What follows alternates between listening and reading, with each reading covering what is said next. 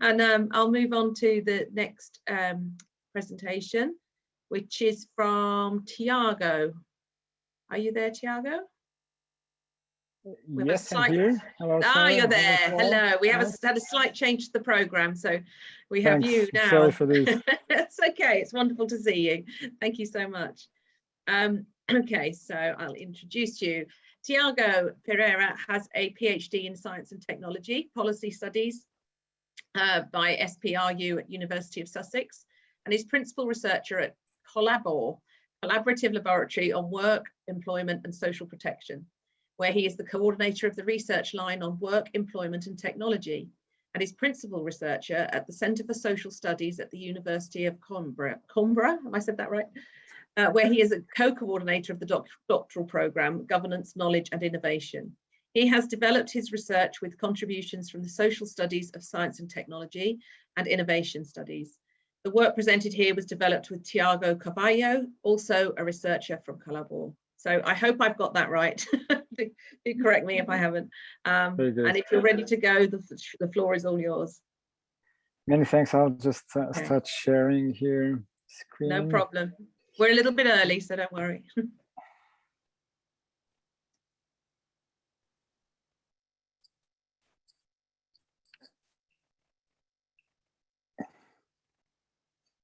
Are you seeing the full screen? We're seeing and hearing you fine. Go ahead. Okay. Thank you. Okay, great. Thanks. So, good afternoon to all again, and it's good to meet others in this contribution. So the work I'll be presenting here, which is collaborative work with another Tiago Carvalho at Colabor.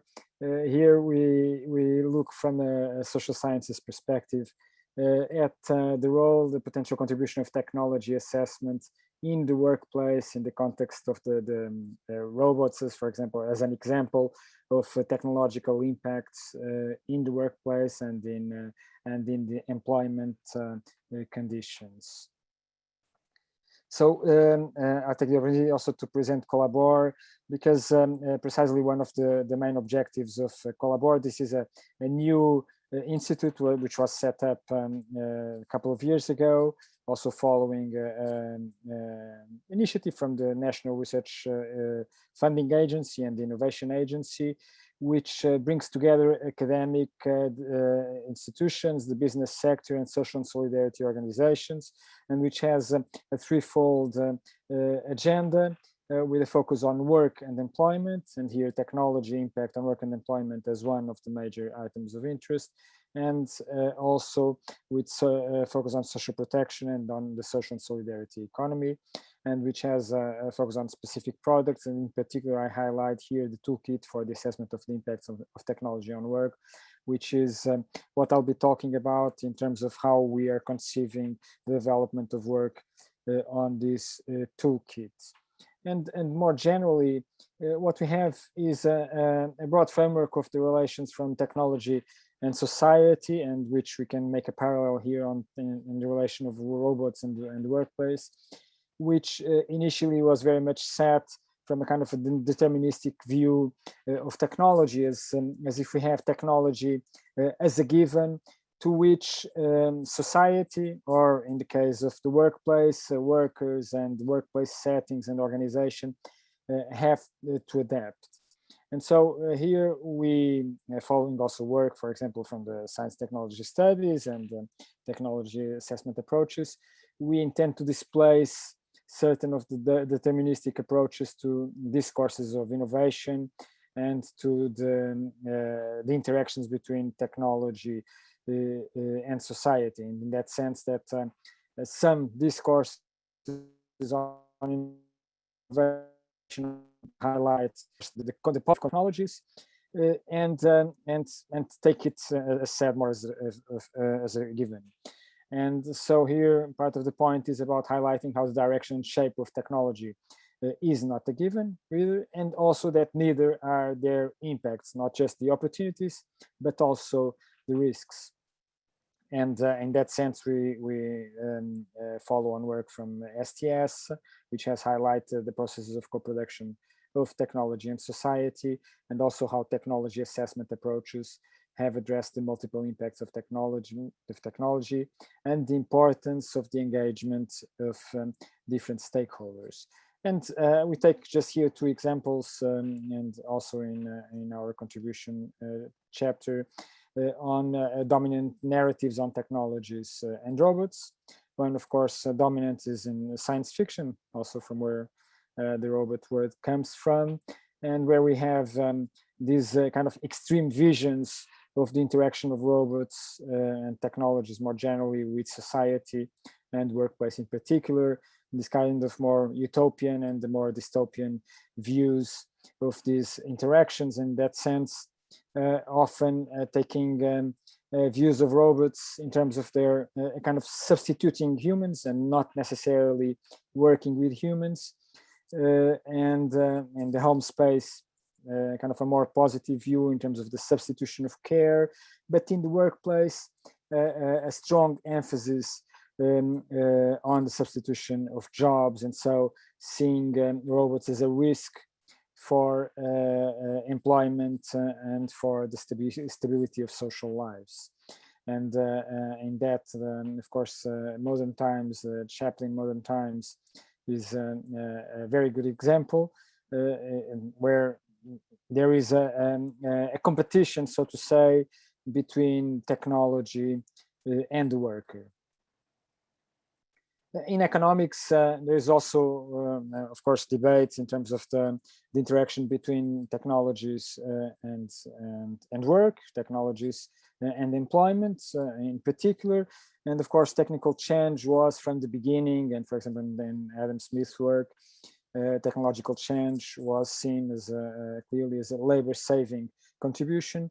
And although technological innovation is not simply seen as labor-saving, clearly, but there is still an important role in terms of discourse of the contribution of technical change to labor saving and cost reduction through labor saving. So in that sense, there is a strong debate in terms of job losses, and there is an alternative theory whereby even those technologies that displace jobs, the market ends up finding compensation mechanisms, because of course there is an increase in output that then can lead to further jobs. And so in terms of the overall job impact, the market compensation theory highlights the overall macro dynamics under which technology, the direct impact of technology in terms of job losses tends to be overcome by other new jobs that are brought on because of the economic dynamics brought about by technical change. Nevertheless, there are still the debate is not fully settled on that, and current developments, for example, with regard to the impacts of automation and artificial intelligence on the economy and on the job market, in particular, has clearly reopened this debate. And we know that AI is often on the news also because of its impacts in terms of the job market. One significant difference here in recent debates is also how AI has extended the debates in terms of the impacts of technology on employment well beyond industry, where it was more limited to some extent, to bring about the potential impact of AI in terms of job displacement in the service sector. And a well-known study by Frey and Osborne a few years ago developed forecasts of significant impacts in terms of jobs, job losses, that expecting an amount of up to 47% of jobs being lost because of AI in the next 10 to 15 years. And of course, this is a very impressive and worrying number if that were to be the case. Of course, we've gone already part into the period under analysis, and we haven't seen clearly this sort of impacts. And also further work has highlighted how jobs are in fact made of tasks, and despite the fact that the Frey-Osborne framework did take into account the so-called task-based approach to job markets, still it didn't fully account to how jobs are still made up of a series of tasks. And despite the fact that some tasks, and even if a significant part of a job of tasks that make up a job can be substituted by technologies, in this case by different modes of automation, that does not necessarily mean that the job is going to substitute itself. Both because there are complementing dynamics between those tasks of a job that are substitutable and those that are not, and also because the process of substitution also requires market conditions. Further work by the OECD and also by Eurofound has partly criticized the Frey-Osborne framework and also reached to quite distinct conclusions. I don't have here the concrete number, but I believe this was somewhere between 7% and 11% of potential job losses because of automation and AI. And so the importance of practices and work organization as essential to the interaction with technology, and not necessarily that technology by itself determines the organization of work. And we bring to this discussion the work on technology assessment. Technology assessment goes back mostly to the 70s, when concerns on the impacts of technology started to become institutionalized. The Office of Technology in the US was a main precursor of this trend, which was set up within Congress precisely to provide support to decision-making processes in areas and technological developments where policymakers may not be up to scratch in terms of the knowledge of the development. And so the Office of Technology Assessment provided support to decision-making. This also had parallel quite differently in terms of the alternative technology movement also in the 70s, which took us the departing point that technology, there could be alternative technologies, and the technology's choice was not simply determined by the technology on offer. And technology assessment brings together how it has further developed, brings together different analytical and methodological approaches, precisely with the aim of structuring debate and deliberation relating to new technologies. And so in that sense, it makes more visible the potential risks and different impacts of technology. And so in this sense, opening up the kind of the narratives, the dominant narratives that highlight the virtuous interaction of technology. And so in that sense, challenges these deterministic narratives.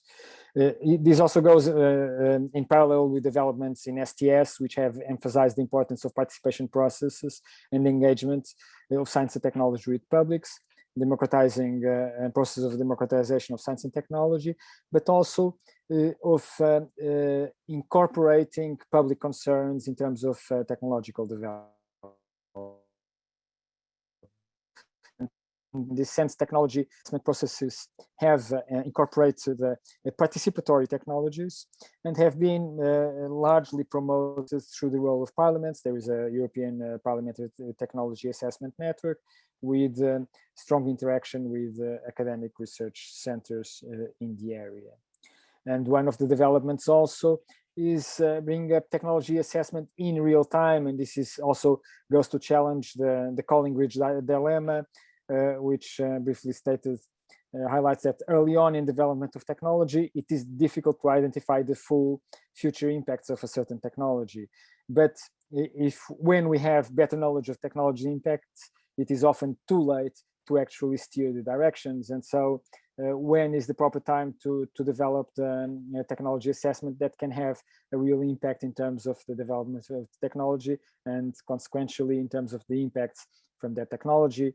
And so technology assessment has developed methodologies to promote assessment in real time. For example, the constructive technology assessment or the real time technology assessment approaches, closing down knowledge and control. And so we bring these developments in terms of technology assessment to more specifically to the workplace, which is an area of concern which has been not strongly addressed by technology assessment processes, and where we see that, of course, there are some debates opening up in terms of the impacts of technologies on jobs on one hand, and also on work practices. For example, recent debates in terms of digitalization and impacts in the workplace. And so we believe that technology assessment can be brought into the workplace, opening up the debates, mapping the impacts and the options beyond the structured fixed arguments and positions of the different stakeholders, and bringing together precisely the workers, the managers, and the technologists in debating technology, technology futures, and technology impacts in the workplace, in jobs, and in workplace practices. And so what we propose is to develop a toolkit for the technology assessment of impacts on work and employment, promoting TA in the workplace. Thank you very much. Thank you, Tiago. Fabulous. Really interesting work. Sort of similar, or in a similar vein to what we're doing, but obviously more from the technology assessment point of view. Do we have any questions for Tiago, please? Yes, Isabel, do you have one? Yes, I have a question, Tiago. Thank you for your presentation. Very interesting.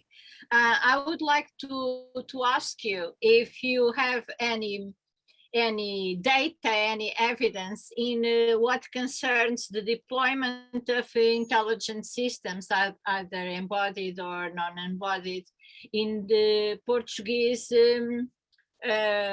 workplaces, in industry, manufacturing, etc. Do you have any data on that?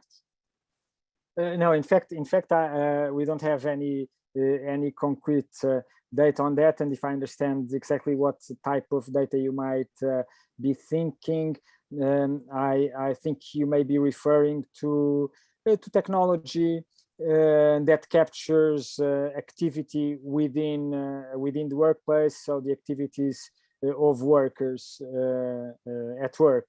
I think was that what you were referring to? Yes, I was thinking of workplaces as those of car manufacturing. How have they evolved here in Portugal? Are they still working with robots in secluded places, or are they already cooperating at workplace? Personally, I have been wondering about that, but I couldn't be in touch with anyone there that could give me this feedback. And I thought maybe you this information, but not yet. You have actually. It's interesting that you've mentioned that case, because we have precisely one project which is about the impacts of digitalization on work and employment in the automotive sector. It is currently ongoing, and we expect a final report of this project towards the end of the year. This is a project in partnership with the International Labour Organization. And precisely one of the interesting things, we have a second main project where we are from which we are developing this toolkit, which is work on the uses of the implementation of telework in different organizations. This of course follows from the pandemic, but has future uses that some are expecting to be radically changed in a post-pandemic period. And so we are trying to understand the positions of workers and managers, and also the interaction with technology and the impact of technology in terms of the work processes. And I'm not involved in the automotive sector project directly, but it's part of the team that I'm coordinating. But I'm involved and I'm leads on the project on telework. And one of the things that is interesting, it's also related to the point also about narratives, which is the difference. The differences in terms of practices and previous practice. So to say that prior to the pandemic, the actual technological conditions were perfectly there for the use of telework as we are now using. And so it was needed some sort of a kind of an external shock to actually implement it. So this partly relates to the kind of the preconceived narratives that the different actors have in relation to the impacts of technology on employment and work processes. And what we are also understanding is this confrontation between, on one hand, the actual practice versus the prior expectations. And for example, the expectation from managers on one hand that that telework would limit accountability and control of workers versus the experience of and so would also contribute to a reduction in terms of the productivity of workers versus the experience that is not exactly the case, and that there are some other benefits from the use of telework, namely in terms of autonomy and in terms of discipline of work, that can also have a positive impact in terms of productivity. Of course, there are some specific conditions that are related to the pandemic, but that are wider issues that are more broadly related to the actors' views in relation to the technology. Also in relation to intelligence systems, we, for example, in the cases that we had some, we actually have a kind of a quantitative analysis of also of the, let's call it the teleworkability of different jobs. But we had also case studies in different organizations, and in the different organizations that we've looked at so far, we actually didn't have one thing that we didn't have was a strong collective organization, namely in terms of the role of trade unions. And that's one thing that we still have open, and that we have open on another proposal focusing on that. And that's where we see that TA can also be particularly interesting in terms of the application, in terms of moving actors away from their pre-established, let's call it position or narratives in relation to the interactions of technologies with the workplace and workers, or the firm's benefits in that interaction. And so what we expect that TA can contribute to an opening up of options, and in that sense a narrowing down of positions towards common visions of technology applications in practice. Okay, I don't know if it is my internet, but it went down a bit. It's my. I lost that very end bit too. Yeah. Tiago, going back, that's all so exciting and so much what I would like to put my hands on. I mean, to see and to follow. Still going back to the car industry. Have you gone there and made some kind of survey or observation of how things went on? What kind of robotic appliances were still used? How the workers thought previous instances of work and the present one now? Have you done this kind of pathway? No, not direct observation. What we've done has been on the basis of interviews. So interviews both with workers and worker representatives and with managers, but not, well, with visits, but short in some cases, but also with the pandemic, a large part of the work has been done through Zoom. Yes. But in some cases with direct visits to the firms and to the locations, and well, it's short visits and not the type of direct observation where the kind of interaction between machine and worker is observed in greater detail. Yeah, because that was what I was aiming at, to go at a place, and if possible, of course, if allowed, of course, to be aware and to have this data regarding their user experience as workers, previous to a certain development and now. But I don't even know how developed they are in terms of robotic systems. That's something that I would also like to know. Tiago, I know you are in a hurry, so I still have time for questions. So do we have any more questioners? Any questions for Tiago? Yes, I have a simple question. Go on, Andre. Well, these are nested problems. Actually, I show my face. These are nested problems. Just to give you an example. So the fact that people went online and many of the jobs are done online rather than moving to offices, commuting and so on and so on.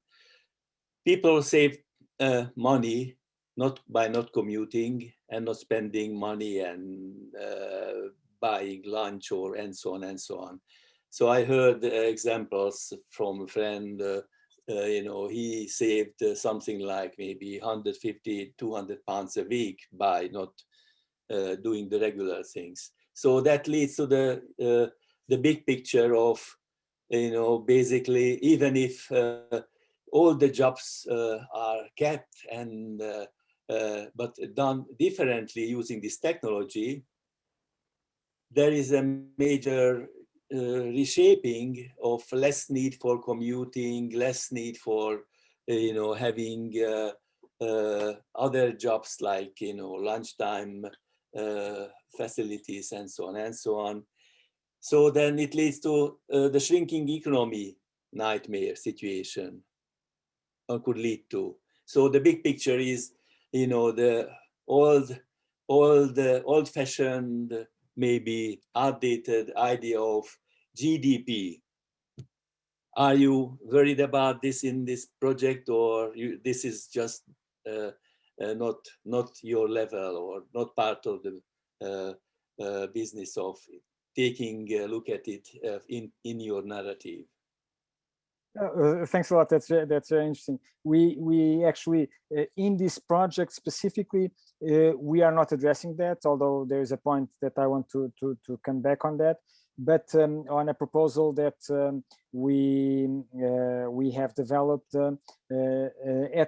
we have developed a proposal where we propose to analyze at the local level the potential impacts of for example, a wide or different levels of use of telework, because then, of course, there are the concrete impacts within the bilateral relation between worker and employer.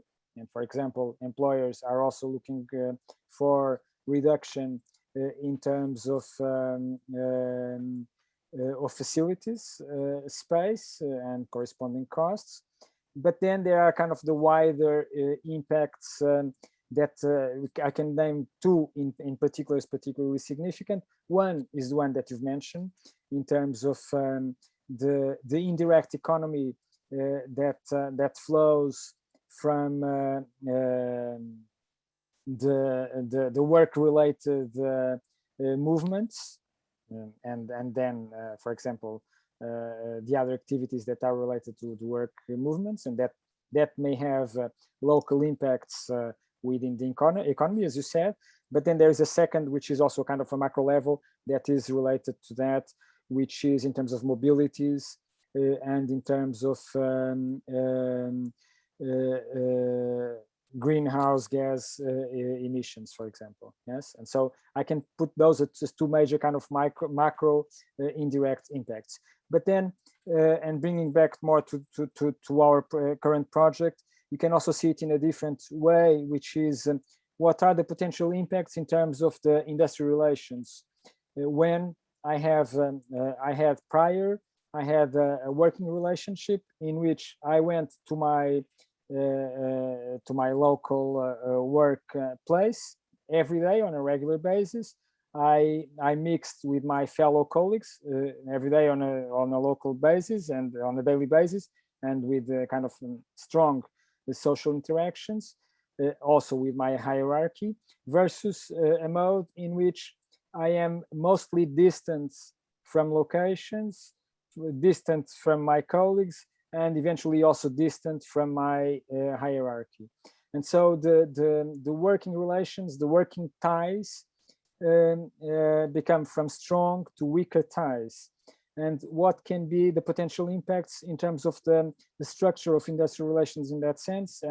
And this goes in parallel when we have also in parallel a kind of a technological development that has impact on jobs and employment, which is the kind of the platform technology. And for example, what is the risk for this in terms of not necessarily a substitution, but a kind of a competition between traditional labor relations based on stable contracts versus competitive platform-based, not necessarily stable jobs. And so these type of discussions are also relevant to put together, because when a worker sees it on the short term, maybe sees it differently on the longer term. In this view, as for example, we haven't actually had so much input on that from our case studies because it's not long enough, and so far telework, for example, was a novelty, so that was the striking point. But for example, a different point is in terms of the need for the social interaction as part of my satisfaction, my job satisfaction. And I think that was something that already came out in terms of the case studies, and not just in terms of my mental stability, but also in terms of my working experience, the learning, the collective learning, etc. And so this is an example of the issues that have come up. But the one that you've mentioned at a more macro level is certainly also in our minds.